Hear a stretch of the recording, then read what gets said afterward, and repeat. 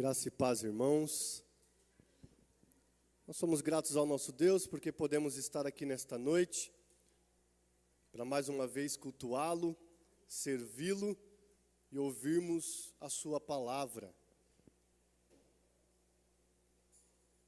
E nós vamos continuar nossa série de exposições bíblicas, lembrando, reafirmando, enfatizando resoluções que foram feitas pelo Supremo Concílio da nossa igreja, que na administração hierárquica da nossa denominação é a maior e última instância. Então nós tivemos essa 41ª reunião neste ano e várias resoluções tomadas ali são de cunho bíblico, teológico, pastoral. E, portanto, essas resoluções são importantes para o nosso conhecimento. Bom, primeiro, para sermos informados a respeito dessas resoluções. Segundo, para que nós sejamos edificados por meio do zelo bíblico da nossa denominação. Em alguns carnavais dos anos anteriores, uma das igrejas federadas à Igreja Presbiteriana do Brasil entendeu que seria boa a seguinte estratégia evangelística: fazer um bloquinho de carnaval e desfilar junto a outros bloquinhos na cidade. Bom, o motivo encontrado ali é que isso impactaria positivamente, biblicamente, as pessoas que estivessem ali naquela festa, naquela avenida. Mas muitas foram as questões complexas, sensíveis, debatidas sobre esta decisão dessa igreja federada, a Igreja Presbiteriana do Brasil. E um dos pontos que o Supremo Concílio, em sua resolução, afirmou é que, embora sejamos livres para termos atitudes diversas, a nossa liberdade, ela sempre deve ser pensada, analisada e refletida, tendo o amor de Deus para com os nossos irmãos como prioridade. E é sobre isso que eu quero falar aqui nesta noite com os irmãos. O tema do sermão de hoje é que a liberdade cristã deve ser governada pelo amor. E quando a nossa igreja foi questionada quanto à participação das nossas igrejas locais em carnavais, o que foi respondido é que, quando nós tomamos uma decisão que será publicamente muito visada, isso não afeta apenas a igreja local ou aquela cidade em questão. Isso afeta toda a denominação, porque isso alcança níveis de visibilidades muito grandes. Portanto, não é uma decisão simplesmente local, é uma decisão que envolve outras igrejas e, consequentemente, outras pessoas, outros crentes. Outra questão que o Supremo Concílio avaliou quando foi questionado a esse respeito é que, embora nós devamos evangelizar, embora a evangelização é algo que deve ser feito pelo crente, isso deve ser feito com fidelidade e métodos convenientes e coerentes à mensagem do Evangelho. Não é qualquer método que nós podemos usar para evangelizarmos. Não é qualquer roupa com a qual nós vestiremos a mensagem do Evangelho que poderá ser claramente compreendida pelos não cristãos. Então, a nossa denominação foi se debruçando sobre esse tema e entendeu que não é recomendável e determinou que igrejas locais não devem participar de eventos como o carnaval, se misturando com a festividade do carnaval como justificativa para evangelizar. Então, uma das coisas que foi pontuada pelo nosso Supremo Concílio é que nós devemos perguntar o seguinte, prestem atenção: como o cristão deve usar a sua liberdade quando aquilo que ele faz pode afetar a fé, a consciência e o testemunho das pessoas? Como o cristão usa a sua liberdade quando aquilo que ele faz afeta a fé de outra pessoa, a consciência de outra pessoa e o testemunho dessa outra pessoa. E a resposta que nós veremos hoje é que as nossas atitudes e a nossa liberdade devem ser governadas pelo amor. Abram suas Bíblias, meus irmãos, na primeira carta de Paulo aos Coríntios.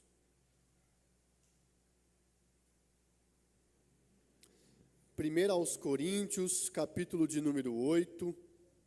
Eu farei a leitura dos versos 13, ou melhor, dos versos 9 a 13.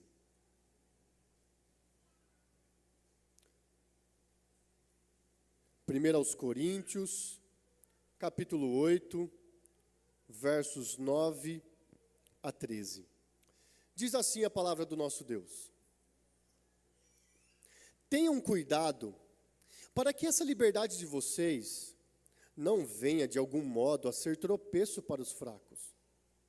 Porque se alguém enxergar você que tem conhecimento sentado à mesa no templo de um ídolo, será que a consciência do que é fraco não vai ser induzida a participar de comidas sacrificadas a ídolos? E assim, por causa do conhecimento que você tem, perde-se o irmão fraco, pelo qual Cristo morreu.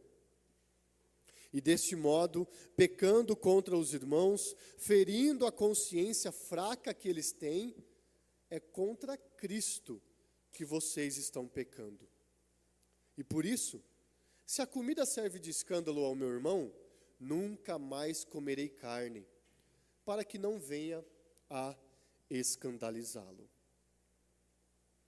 Esse texto aqui, meus irmãos, pode ser dividido em 3 pontos. E é por eles que nós vamos ser conduzidos aqui nessa noite. Os pontos são os seguintes: a nossa liberdade não deve produzir tropeço. Quando eu entendo ser livre, quando eu entendo estar usando da minha liberdade, eu não posso produzir tropeço aos meus irmãos. Eu também não posso usar da minha liberdade para destruir o meu irmão, para machucá-lo, para feri-lo. E nós veremos, por fim, nessa noite, que quando amamos, nós estamos dispostos a renunciar à nossa liberdade. Vamos ver o primeiro desses 3 pontos, então, que é o seguinte: a nossa liberdade não deve produzir tropeço. Vejam novamente o início do verso de número 9, que diz assim: tenham cuidado, para que essa liberdade de vocês não venha de modo algum a ser tropeço para os fracos. Vejam o que Paulo está nos dizendo aqui. Ele reconhece, a gente tem liberdade. Quando somos salvos em Cristo Jesus, a nossa vida não se resume àquilo que eu posso ou não posso fazer, mas aquilo que eu posso fazer, mesmo aquilo que eu posso fazer, não pode ser feito de qualquer forma, em qualquer contexto, desconsiderando as formas e os contextos. Ele não está dizendo aqui, por exemplo, que aquela carne em questão, naquele contexto, não poderia ser comida. O problema estava no uso daquela liberdade. E aí, essa é a primeira lição que nós aprendemos aqui. Muitas coisas que fazemos, nós temos direito de fazê-las. Porém, precisamos condicionar essas coisas pelo amor ao próximo. Quando a liberdade é exercida sem se preocupar com o meu irmão, que é fraco na fé, que é inexperiente, que é novo na fé, quando eu uso a minha liberdade dessa forma, a minha liberdade é transformada em arrogância. Vejam, eu me torno uma pedra de tropeço para o meu irmão. Mas o meu conhecimento, a minha liberdade, não podem ser usadas com arrogância, com orgulho. O próprio apóstolo Paulo, no início desse capítulo, se você verificar no versículo 1 do capítulo 8, veja na sua Bíblia. Ele diz assim: o conhecimento produz orgulho, mas o amor edifica. Então, o que a gente vê aqui? Conhecimento sem amor produz orgulho. Liberdade sem amor produz arrogância. Não basta apenas conhecer a palavra. Não basta apenas saber o que eu posso ou não posso fazer. É necessário que eu tenha amor pelos meus irmãos. O apóstolo Paulo aos Gálatas, por exemplo, ele vai ensinar o seguinte: vocês foram chamados à liberdade. Não usem, porém, a liberdade para dar ocasião à carne. Pelo contrário, vejam qual o ensinamento: sejam servos uns dos outros pelo amor. O que a gente percebe aqui? Quando eu vou tomar alguma atitude do que eu quero fazer ou não, quando isso é público, esse é o caso aqui, tá, meus irmãos? Não estou falando da sua privacidade dentro da sua casa, junto com os seus familiares, os seus amigos íntimos. Estamos falando em contexto público. Quando eu estou num contexto público, eu não devo perguntar: eu posso fazer isso? Na verdade, eu deveria perguntar: isso edifica? Isso vai servir ao meu irmão? Alguém que é forte na fé, que é maduro na fé, saberá, por exemplo, que beber bebida alcoólica não é errado. Alguém que é forte na fé saberá que fazer tatuagem não é errado. Alguém forte na fé saberá que várias práticas que para muitos fracos na fé são erradas, eles saberão. Isso não é errado, não é pecaminoso. A gente pode olhar para essas coisas e entender: isso não é pecado. Mas, embora a teologia esteja correta, muitas vezes a aplicação dela é errada. O irmão que é novo na fé, que é fraco na fé, não possui o mesmo discernimento que crentes que já estão nessa jornada há muito tempo. E por isso, ao ver um cristão maduro participando de uma refeição, de uma bebida, de uma festividade, de algo, ele pode ser levado a fazer isso de forma errada. O cristão fraco pode ser levado pelo cristão forte a fazer algo errado. O cristão imaturo pode ser levado pelo cristão maduro a fazer algo errado. A liberdade, por vezes, se torna a queda de outro. Sabem por quê? Porque na nossa cultura, não somente na nossa, mas o ser humano tende a entender liberdade como, prestem atenção, autonomia. Mas há uma confusão aqui. Liberdade não é autonomia. Liberdade não é fazer o que quiser, desde que eu não esteja fazendo mal a ninguém. A liberdade cristã é diferente. Porque eu não pertenço a mim mesmo. Eu pertenço a Jesus. Eu sou livre em Cristo, mas eu sou livre para servir. Eu sou livre de ser escravizado por coisas, por erros, por pecados, para poder servir o meu irmão. A minha liberdade não começa onde, ou melhor, a minha liberdade não termina onde começa a liberdade do meu irmão. Na verdade, a minha liberdade é governada pelo amor ao meu irmão. Então, por que nesta reunião do Supremo Concílio foi avaliada a participação de igrejas com blocos de carnaval em avenidas, nessa festa? Porque a forma com a qual nós evangelizamos, discipulamos, pregamos a palavra, edificamos os nossos irmãos, não é indiferente ao conteúdo que proclamamos. Isso é muito importante. Eu não devo simplesmente fazer a seguinte pergunta: eu posso entrar nesse ambiente para evangelizar? Essa é uma pergunta que eu posso fazer, mas não é a única pergunta que eu vou fazer. Eu posso entrar numa balada para evangelizar? Eu posso me envolver com pessoas que estão fumando para evangelizar? Eu posso criar um bloquinho de carnaval e desfilar na avenida para evangelizar? Essas não são as únicas perguntas que eu devo fazer. Na verdade, eu deveria fazer a seguinte pergunta: a maneira como eu estou entrando nesse ambiente comunica adequadamente quem Deus é, quem a igreja é e qual a mensagem do Evangelho? Essa é a pergunta que eu deveria fazer.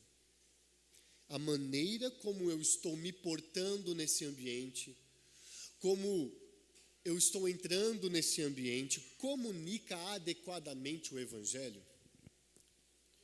O reverendo Augustus Nicodemos tem uma ilustração interessante nesse ponto. Imaginem vocês que nós fôssemos no Mercado Livre e pesquisássemos para comprar um pinico. Bom, a gente quer desfraudar os nossos filhos, né? É importante que a gente compre um pinico. Ele vai chegar em casa limpinho, não é verdade? Vai chegar em casa embalado, limpo, sem cheiro, sem bactérias. Você, inclusive, pode lavá-lo se você quiser. Imagine você colocar esse pinico na mesa de jantar e servir uma sopa nele. Bom, ele está limpo, não é verdade? Não há bactérias ali. Não há nada que impediria ou que faria mal para você se você tomasse aquela sopa. Mas, certamente, pelas feições que eu tenho visto aqui, isso não geraria algo legal em nós. Não geraria uma boa sensação em nós. Porque nós faríamos uma associação específica. O pinico é utilizado para um fim. E este fim não é tomar uma sopa. Não é fazer uma refeição nele. A associação deixaria claro para a gente que as coisas não estão no seu lugar correto. E quando nós, ao querermos evangelizar, ao recebermos um outro crente em casa, ou ao estarmos numa programação com toda a igreja, quando a gente se utiliza de símbolos, de formatos, de estruturas próprias de uma celebração como a do carnaval, isso vai gerar uma sensação ruim para os fracos na fé. Isso vai gerar confusão, isso vai gerar dúvida, isso pode gerar um tropeço. E esse é o problema que Paulo apresenta aqui. Nossa liberdade, seja na evangelização, no discipulado e na comunhão, pode se tornar uma pedra de tropeço? Pode. Não porque aquilo que eu estou fazendo é errado em si mesmo, mas porque aquilo que eu estou fazendo num determinado contexto, como eu estou fazendo, pode se tornar pedra de tropeço ao meu irmão. Vejam, meus irmãos, esse é o primeiro ponto do sermão de hoje. Nós precisamos entender que a nossa liberdade não pode produzir tropeço. Antes de você sair falando, postando, compartilhando convicções suas, faça a seguinte pergunta: isso vai edificar os meus irmãos? A gente é rápido e ágil em compartilhar as nossas convicções teológicas, que muitas vezes estão certas, mas essa nossa liberdade não pode produzir tropeço. E certamente, com o surgimento da internet, isso ficou mais complexo ainda. Porque muitas vezes a gente transforma aquilo que é privado em público ao postarmos isso. Quando não teria qualquer problema eu tomar um vinho com o meu irmão em casa, mas eu posto isso, isso pode servir de pedra de tropeço. Quando certamente não teria nenhum problema eu fazer isso num contexto privado, eu publico isso, ou eu faço isso num contexto mais amplo, com toda a igreja, onde há pessoas mais fracas e imaturas na fé, isso pode se tornar um tropeço. Tomemos esse primeiro cuidado, portanto, meus irmãos. As nossas atitudes não podem ser indiscriminadas, sem considerar os nossos irmãos, os contextos e a forma com a qual nós fazemos. Esse é o primeiro ensinamento. Nossa liberdade não pode produzir tropeço. Segundo ensinamento que nós temos nesse texto: nossa liberdade não pode destruir o irmão. Vejam a leitura dos versos 11 e 12. E assim, por causa do conhecimento que você tem, perde-se o irmão fraco, pelo qual Cristo morreu. E deste modo, pecando contra os irmãos, ferindo a consciência fraca que eles têm, é contra Cristo que vocês estão pecando. Vejam como o apóstolo Paulo reconhece algumas coisas aqui. Primeiro, há crentes fortes e crentes fracos, crentes maduros e crentes imaturos. Paulo reconhece que o caso aqui não é se eu posso ou não posso fazer alguma coisa, mas é se diante de um crente maturo eu devo ou não fazer alguma coisa. Ele coloca duas coisas lado a lado. Primeiro, o seu conhecimento teológico, suas convicções teológicas. Do outro lado, ele coloca: Cristo morreu pelos irmãos, inclusive com teologia fraca, com fé abalada. O cristão forte, ele pode pensar: eu posso fazer isso, ninguém vai me impedir. Se a Bíblia me autoriza, por que eu vou ficar pensando se eu posso ou não posso? Eu sei que eu posso. Mas a Bíblia responde o seguinte: Cristo morreu pelo irmão, pelo seu irmão, que pode ser destruído com essa sua atitude, que em vez de ser uma atitude de liberdade, é uma atitude de arrogância. Quando a gente percebe que Cristo morreu até mesmo por crentes imaturos, fracos, cuja fé está abalada, a nossa pergunta muda completamente. Eu não fico me perguntando o seguinte: eu tenho o direito de fazer isso? Eu não fico me perguntando isso. Eu tenho o direito de postar isso, de evangelizar dessa forma, de beber aqui nesse lugar, enfim, eu tenho direito? Não é essa pergunta que eu faço. Quando eu leio para esse texto e percebo que Cristo morreu por nós, eu pergunto o seguinte: eu estou disposto a abrir mão do meu direito por amor daquele por quem Cristo morreu? Meus irmãos, não podemos destruir aquilo que Cristo está edificando. Vejam, o apóstolo Paulo também ensinou isso aos romanos. Ele escreveu o seguinte: o seu irmão fica triste por causa do que você come. Ele vai dizer: se o seu irmão fica triste por causa do que você come, você já não está agindo por amor.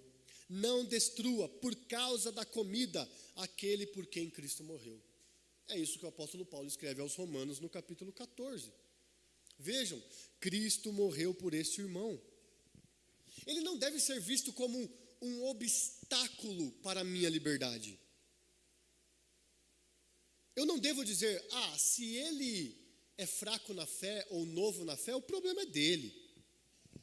Não. Se Cristo o considera precioso, tendo inclusive dado sua própria vida para ele, eu devo considerá-lo precioso também. Há momentos em que a gente precisa se perguntar o seguinte: meu irmão está sendo fortalecido por aquilo que eu faço? Ou simplesmente estou defendendo a minha convicção teológica com essa atitude, com essa postagem, com a maneira com a qual eu falo, eu pontuo as minhas convicções? Eu estou defendendo o meu direito simplesmente, ou eu estou querendo fortalecer o meu irmão? Isso vale para tudo, meus irmãos, não somente para a maneira com a qual aquela igreja local, federada à Igreja Presbiteriana do Brasil, decidiu evangelizar. Decidiu evangelizar fazendo um bloco de carnaval, desfilando na avenida, com o entendimento de que aquilo seria edificante. Essas perguntas que surgem desse texto bíblico que nós estamos refletindo, não é somente para aquela estratégia evangelística, mas é para toda a nossa vida. Para o nosso entretenimento, para a nossa vestimenta, para a nossa linguagem. 2 pontos sensíveis aqui: vestimenta e linguagem. A gente tem que tomar cuidado com a forma com a qual a gente fala diante dos nossos irmãos. Eu sei, a gente não está aqui para simplesmente ficar pisando em ovos. Mas quando a gente acha que a vida na igreja é como que pisando em ovos, nós já estamos com a perspectiva errada das coisas. A nossa vida é de serviço. E a gente vai servir quando a gente entender que a nossa linguagem, a nossa vestimenta, a nossa participação em determinados ambientes, as nossas práticas culturais, as nossas postagens, elas têm impacto na vida daqueles que são novos na fé, daqueles que são fracos na fé. Vejam, prestem atenção. A gente não deve viver escravizado pela opinião dos outros, mas também não podemos viver como se a opinião dos outros não importasse. Não devemos viver escravizados, mas não devemos também desconsiderar completamente a opinião dos outros. É por isso que Paulo, no texto que nós lemos, ele vai continuar e vai dizer o seguinte: desse modo, pecando contra os irmãos e ferindo a consciência deles, que é fraca, vocês pecam contra Cristo. Vejam, se for necessário a liderança da igreja se aproximar de você e dizer: meu irmão, toma cuidado com aquilo que você posta. Não responda o seguinte: mas esses membros da igreja aí também é tudo fraco na fé, tudo imaturo. Será que não conseguem discernir as coisas? Vejam, a Bíblia está dizendo, eles não conseguem. Eles são fracos mesmo. Então a pergunta não é, o nosso contra-argumento não deve ser: mas esses crentes fracos na fé, viu? Que coisa, que desagradável, que coisa chata eles. Não deve ser essa a nossa postura. A Bíblia está dizendo, eles são fracos, mas a Bíblia também está dizendo que nós pecamos contra Cristo quando, de forma deliberada, arrogante e orgulhosa, por causa das nossas convicções teológicas, a gente faz as coisas sem considerar os nossos irmãos. E aqui está o ponto mais sério. Isso muda a forma como eu e você enxergamos os nossos irmãos aqui na igreja. Quando aquele irmão é difícil, lembre-se, Cristo morreu por ele. Quando aquela irmã pensa diferente de você, lembre-se, Cristo morreu por ela.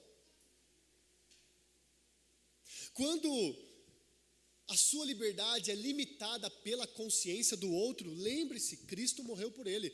Eu sei, não dá para a gente saber exatamente toda a lista dos salvos em Cristo Jesus. Mas se uma pessoa confessa Cristo Jesus como seu único e suficiente Salvador, e embora confessando isso, tem algumas compreensões erradas, ou ainda tem uma jornada longa pela frente no cristianismo, eu devo ter compaixão e pensar: esse irmãozinho é difícil, essa irmãzinha pensa diferente de mim, esse irmãozinho, ele está limitando a minha liberdade no contexto público, mas Cristo morreu por eles. Porque a igreja não é composta por pessoas que nós selecionamos. A igreja é composta por pessoas que foram compradas por Cristo. Alguém poderia, nessa altura do campeonato, dizer o seguinte: então acho que não compensa vir aqui, né? Melhor ficar em casa, ou melhor abrir uma outra igreja com pessoas que pensam iguais a mim. Vejam, isso já acontece. Isso não é novo. São muitas as pessoas que, por enfrentarem pensamentos diferentes, momentos da jornada cristã diferentes, jogam a toalha, desistem, em vez de se manterem compassivas, pacientes, longânimas, assim como Cristo fez com elas mesmas. Meus irmãos, quando a gente tem um ato na justificativa de que somos livres para tê-lo, nós não apenas ofendemos os nossos irmãos, podemos, na verdade, feri-los, enfraquecê-los, destruí-los. E isso é muito sério. Saibam do seguinte: maturidade não é obrigar o outro a agir segundo a minha consciência. Maturidade é usar a minha liberdade para ajudá-lo a amadurecer. Isso é maturidade. E é por isso que evangelização não é uma licença para fazermos qualquer coisa. Quando estamos pregando o evangelho, isso deve ser realizado com integridade, discernimento, santidade. É possível evangelizar no carnaval? Claro que é. Junto com uma missão certa vez pude participar de um evangelismo num carnaval, numa cidade universitária, onde jovens, de forma intensa, descontrolada, se entregavam a essa festividade. E nós, fora da arena, fora da avenida, na rota de saída do evento, colocamos uma mesa com café da manhã, porque eles haviam virado à noite ali naquela festa, né? E água. Então eles paravam, necessitados de comer alguma coisa, beber um café, beber uma água. Então tínhamos a oportunidade, longe do batuque, longe do som alto, longe das roupas curtas, longe da lascívia, de falar de Cristo, de pregar o Evangelho, de falar com eles a respeito do amor de Deus. A nossa estratégia missionária não pode comunicar uma mensagem contraditória. E quando eu quero que um irmão da igreja amadureça na fé, a minha estratégia não pode contradizer a minha mensagem. A minha estratégia não pode querer fazê-lo amadurecer à força, mas com compaixão e graça eu posso ajudá-lo a amadurecer. Então nós já vimos duas coisas aqui e vamos partir para o último ponto da nossa mensagem. Nós vimos que a nossa liberdade não pode produzir tropeço e a nossa liberdade não pode destruir o meu irmão. Por fim, o que nós veremos é que o amor está disposto a renunciar à liberdade. Vejam o verso de número 13. E por isso, se a comida serve de escândalo ao meu irmão, nunca mais comerei carne, para que não venha a escandalizá-lo. Que declaração radical é essa, né? Quem aqui está disposto a fazer o mesmo que o apóstolo Paulo? Bom, calma.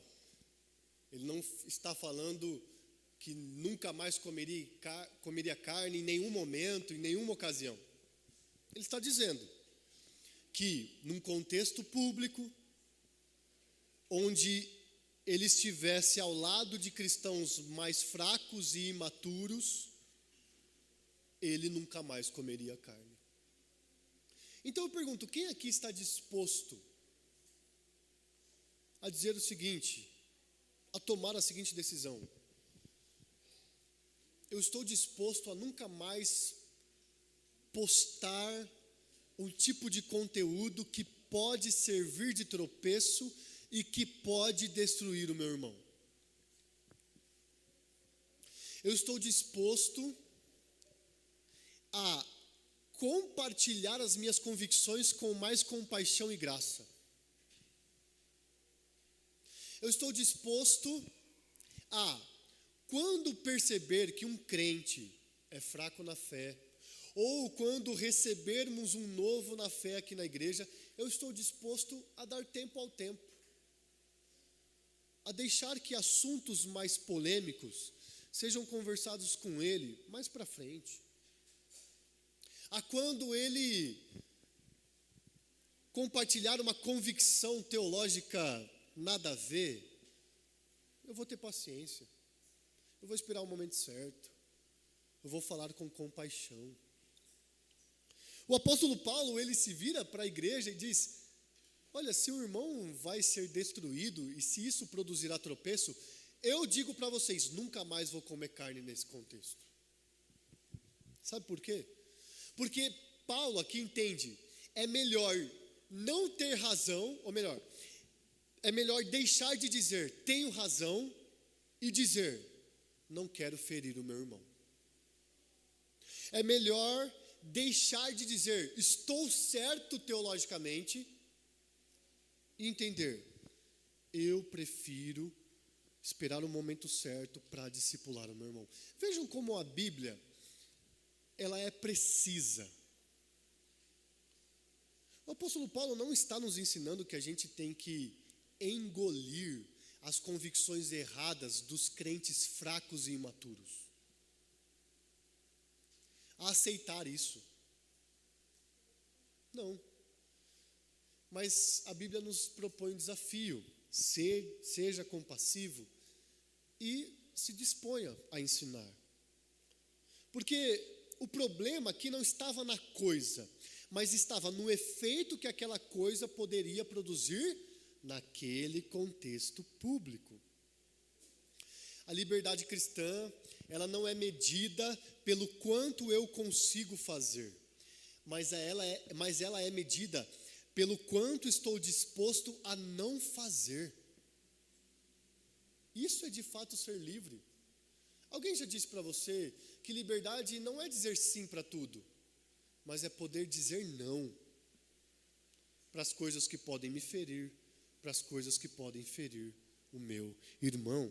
Por isso que a Bíblia diz aos Gálatas: sejam servos uns dos outros pelo amor. Aos Filipenses: não vejam os seus próprios interesses, mas também os dos outros. Vejam que palavra interessante que o apóstolo Paulo usa.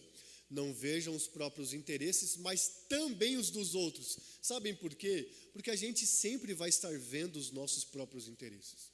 Eu acho que não tem um segundo sequer que na nossa mente a gente deixe de pensar naquilo que nos beneficiaria. Mas, ao mesmo tempo, pense no que vai beneficiar o outro também. Por isso a Bíblia diz: nós que somos fortes, devemos suportar as fraquezas dos fracos e não agradar a nós mesmos. Isso é maturidade. E isso evita dois extremos. Primeiro extremo, que é evitado aqui, legalismo. O legalismo, ele ensina e transforma tudo aquilo que pode ser usado de maneira errada em pecado absoluto. Isso que aquele meu irmão está fazendo é pecado. Calma, não é isso. E Paulo não faz isso aqui. Mas a Bíblia se distancia do legalismo. E a Bíblia se distancia também da libertinagem. Ou seja, a gente não pode dizer, se a Bíblia não traz um versículo que proíbe especificamente esse pecado, aí eu vou fazer como eu quiser. Isso é libertinagem. Mas esse texto, ele foge do legalismo, ele foge da libertinagem e ele ensina: a liberdade é governada pelo amor. Vamos a algumas aplicações pastorais para nós aqui nesse tema. Quando, enquanto igreja, ou enquanto cristão, eu me porto publicamente, eu preciso considerar algumas coisas. Primeira delas, não use sua liberdade para provar que você é maduro.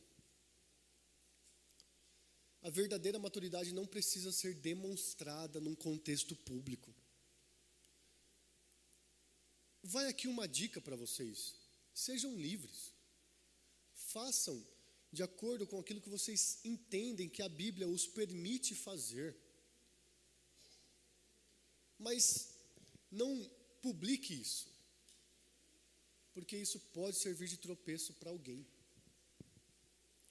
Cuidado com o contexto público, cuidado como você usa a sua liberdade no contexto público.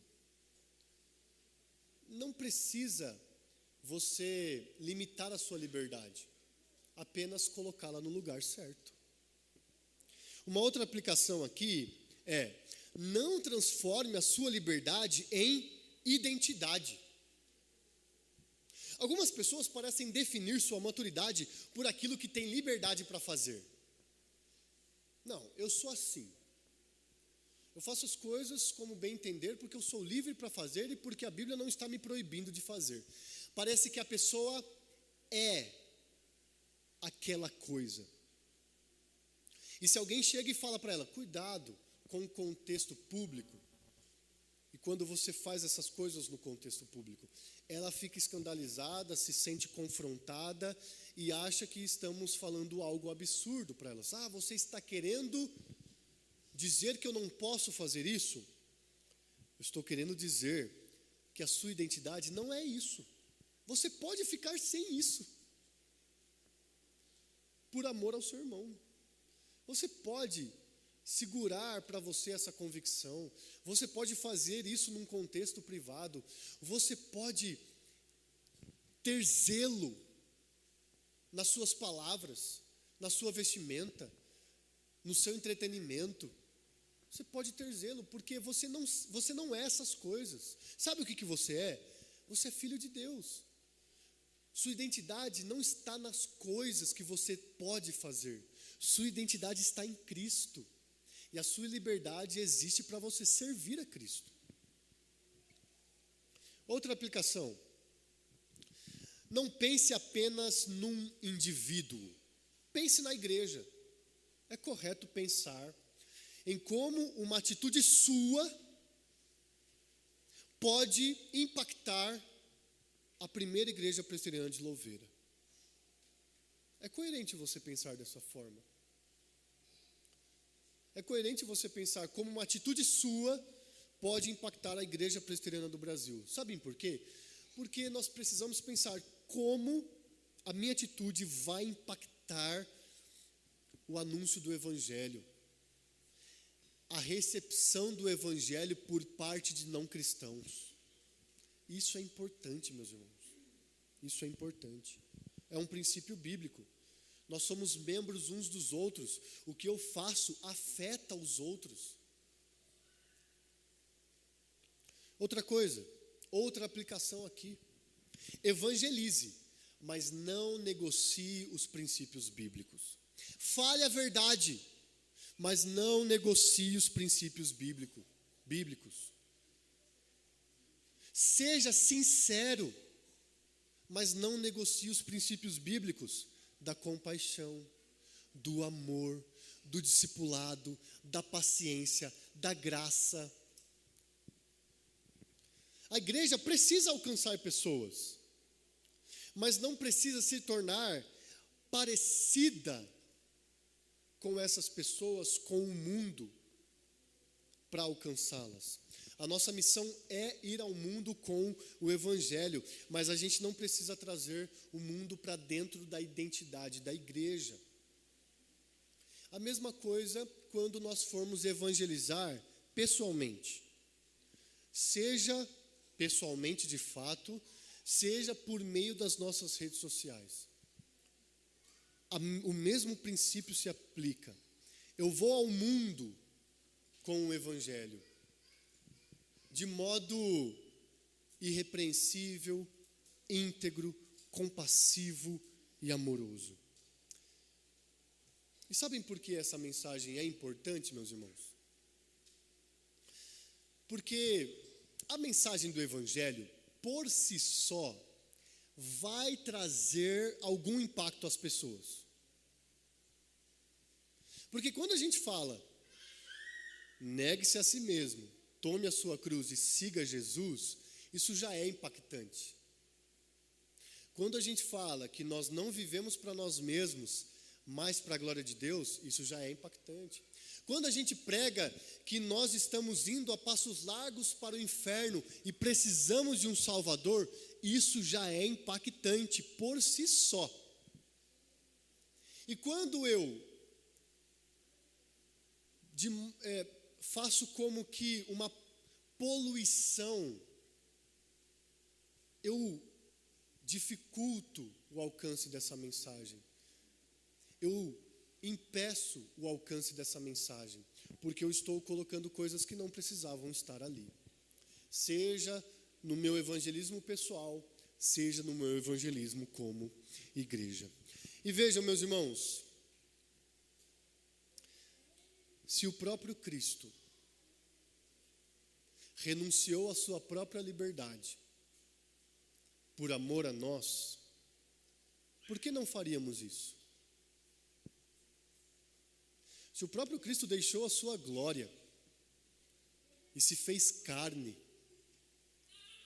padecendo das mesmas coisas que eu e você padecemos, porque eu e você, que não somos Deus, que não somos todo poderoso e todo glorioso, não faríamos essa renúncia. Se Cristo não julgou o ser igual a Deus como algo que deveria ser retido a qualquer custo, que não poderia ser, de alguma forma ou em algum sentido, não poderia abrir mão disso, se o próprio Cristo fez isso, quanto mais nós, seres humanos pecadores, que podemos ter convicções, mas que não necessariamente são corretas. Vejam, esse é o princípio para que nós usemos a nossa liberdade, não produzindo tropeço, não destruindo o irmão e sendo capazes de até mesmo renunciar à própria liberdade por amor a Cristo, por amor à igreja de Cristo. Convido você a fechar seus olhos e consagrar a sua vida ao Senhor nesse momento. Essa palavra é um encorajamento para que você relembre a graça de Cristo para com você e então possa ser gracioso para com os outros. Peça ao Senhor para que você não busque apenas os seus interesses, não pergunte apenas se você tem direito de fazer algo, mas peça a Deus discernimento para que você saiba falar e agir de forma íntegra, sensata e cristã diante das pessoas. Aqueles que puderem, fiquem de pé em seus lugares. Nós vamos orar ao Senhor e pedir que Ele nos abençoe.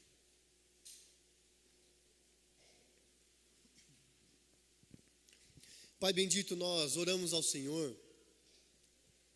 suplicando a sua graça, para que não nos foquemos apenas em nós mesmos. Afinal, naturalmente já faremos isso. Mas que como servos livres em Cristo Jesus, estejamos livres até mesmo de nós mesmos. Para que, ó Deus, usemos da nossa liberdade de forma correta, graciosa, amorosa, discipuladora, com vistas ao aperfeiçoamento dos nossos irmãos em Cristo Jesus. Faça-nos mais compassivos, faça-nos mais pacientes, assim como Cristo se compadeceu e teve paciência conosco. E que o Senhor, ó Pai, nos abençoe. E que juntos nós façamos a oração que Cristo Jesus nos ensinou, orando o Pai Nosso nesse momento. Vamos orar. Pai nosso que estás nos céus, santificado seja o seu nome. Venha o teu reino, seja feita a tua vontade, assim na terra como no céu. O pão nosso de cada dia nos dá hoje, e perdoa-nos as nossas dívidas, assim como nós também perdoamos aos nossos devedores. E não nos deixes cair em tentação, mas livra-nos do mal, pois teu é o reino, o poder e a glória para sempre. Amém. Que a graça do nosso Senhor e Salvador Jesus Cristo, o amor de Deus, o nosso Pai, a comunhão e a consolação do Santo Espírito do Senhor sejam sobre todo o povo de Deus, hoje e para sempre. Amém.